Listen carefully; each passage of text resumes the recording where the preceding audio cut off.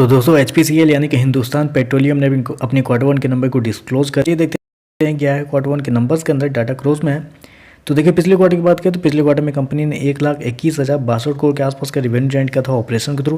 पिछले साल 1,18,770 करोड़ के आसपास, जबकि अभी देखें तो बढ़ के 1,20,442 करोड़ के आसपास आपको देखने को मिला। तो साल से साल देखें तो साल से साल कंपनी का जो रिवेन्यू है उसके अंदर तेजी आपको देखने को मिली। ज़्यादा बड़ी तेजी नहीं है, 1.5% के आसपास का जंप आपको देखने को मिल रहा है। वहीं अगर क्वार्टर जाते हैं तो क्वार्टर कंपनी के रिवेन्यू के अंदर हल्की सी गिरावट है, 0.5% के आसपास की गिरावट है।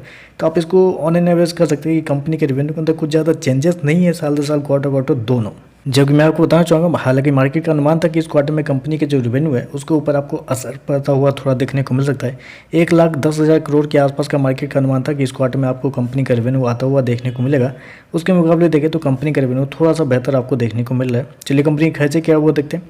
तो देखिए पिछले क्वार्टर में 1,19,123 करोड़ खर्च किए थे, पिछले लाख 1,11,514 करोड़, जबकि अभी देखें तो 1,21,071 करोड़ के आसपास आपको देखने को मिले। तो कंपनी के खर्चे देखें तो खर्चे थोड़े से ज़्यादा आपको देखने को मिले, जो कि मार्केट को उम्मीद भी थी कि क्वार्टरली बेसिस पे कंपनी के जो खर्चे हैं, क्वार्टरली या सालाना बेसिस पे खर्चे जो है वो आपको थोड़े ज़्यादा आपको देखने को मिल सकते हैं। तो यहाँ पर भी देखें तो कंपनी के जो खर्चे हैं वो थोड़े ज़्यादा देखने को मिल रहे हैं। चलिए कंपनी का प्रॉफिट क्या है वो देखते हैं। तो देखिए पिछले क्वार्टर में कंपनी 2,709 करोड़ का प्रॉफिट जनरेट करी थी, पिछले साल 6,765 करोड़ का, जबकि अभी देखें तो गिर के 633 करोड़ कंपनी का जो प्रॉफिट है वो आपको जाता हुआ देखने को मिला। तो साल से साल देखें तो साल से साल कंपनी के प्रॉफिट के अंदर एक बड़ी गिरावट आपको देखने को मिला। ऑलमोस्ट बोल सकते हैं 90 से 91% के आसपास की गिरावट है कंपनी के प्रॉफिट के अंदर साल से साल। वहीं अगर क्वार्टर जाते हैं तो क्वार्टर भी कंपनी के प्रॉफिट के अंदर एक अच्छी खासी गिरावट आपको देखिए। वहाँ पे देखें तो लगभग बोल सकते हैं आप 75% के आसपास की गिरावट है। तो कंपनी का जो प्रॉफिट है साल से साल क्वार्टर गिरता हुआ देखने को मिल रहा है, जो कि मैं आपको बताना चाहूँगा एक्सपेक्टेड भी था। क्योंकि बेसिकली कुछ दिनों पहले BPCL के भी नंबर आया था, मार्केट का अनुमान भी था कि कंपनी के प्रॉफिट के अंदर एक अच्छा खासा दबाव देखने को मिलेगा।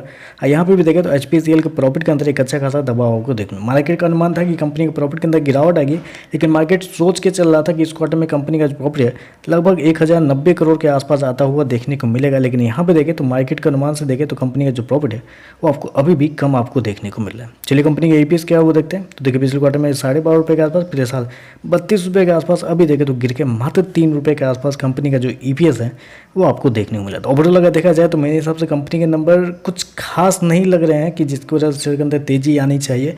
थोड़ी बहुत अगर गिरावट की कोशिश करेगी, अगर इस कंपनी के जो शेयर है अगर गिरना चाहेगा तो 2-4% आपको गिरता हुआ देखने को मिल सकता है। लेकिन डरना उसमें भी नहीं है। क्यों नहीं डरना है? क्योंकि मैं आपको बता दूं अगले हफ्ते ही कंपनी का डिविडेंड का भी रिकॉर्ड डेट है। तो डिविडेंड का रिकॉर्ड डेट है, कंपनी की तरफ से एक अच्छा खासा डिविडेंड भी अनाउंस किया गया है।